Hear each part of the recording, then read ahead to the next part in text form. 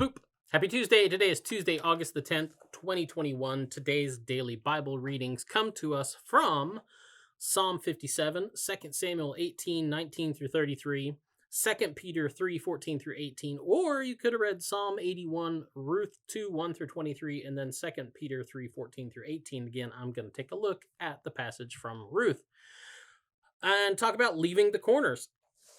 So God's law instructed the ancient Israelites that when they harvested their fields, they should do things like leave the corners unharvested so that people that didn't have any other options, people like the poor, the widow, the orphan, that they could go in and glean the field, that they could go in and get what was left behind, so that they too could survive, so that they could, work and get enough food to get by on. So when Ruth comes to Boaz's field, I'm not going to tell you the whole story about Ruth because you can read it for yourself if you don't know it already.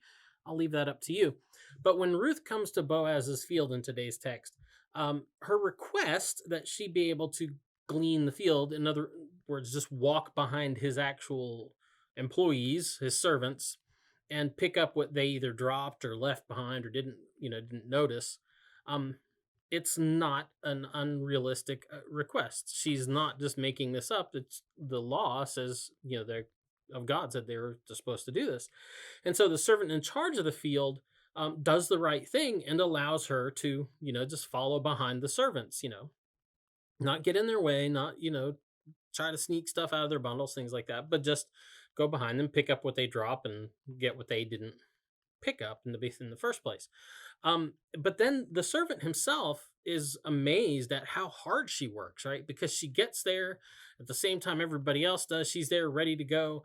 And then she just works nonstop because she's diligently trying to make sure that she and her mother-in-law have enough to survive, because they're both widows now and they don't have any other options. So when Boaz shows up, check on his field, see how things are going, the kind of management stuff. When Boaz sees her and asks who she is, and then realizes who Ruth is to him, and knows what she has done for his cousin Naomi. I just say cousin because it's easier than saying I don't really know how they're exactly related, but it's his cousin. When he realizes who Ruth is and what it is that she's done, the way that she has dedicated herself and been faithful, even though her husband is deceased and there's really nothing that requires she stay with her mother-in-law Naomi, not only does he, let her stay and keep gleaning in the fields, but he gives her leave to eat and drink with his servants, and eat and drink her fill, and take rest, and just to make sure she is taken care of.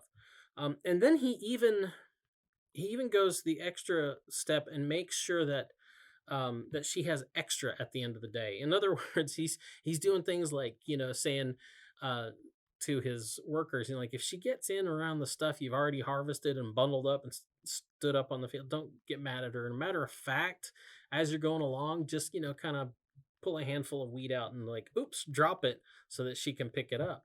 And at the end of the day, she has more than she ever counted on. In short, Boaz repays Ruth's kindness to Naomi with a blessing, not just of food, but the blessing of family. He really treats her like part of his family. And at the end of the day, she reaps what she sows. Kindness goes a long way. And it might not feel like it sometimes when you're expressing kindness to other people and dedication and faithfulness to other people, that it's going to get returned to you. But people are paying attention. You got to hold out that hope. Anyway, that's the DBR for today. Get out, sow some good seed, and maybe you too can reap what you sow. We'll be back tomorrow with another DBR, and so get out, enjoy the day.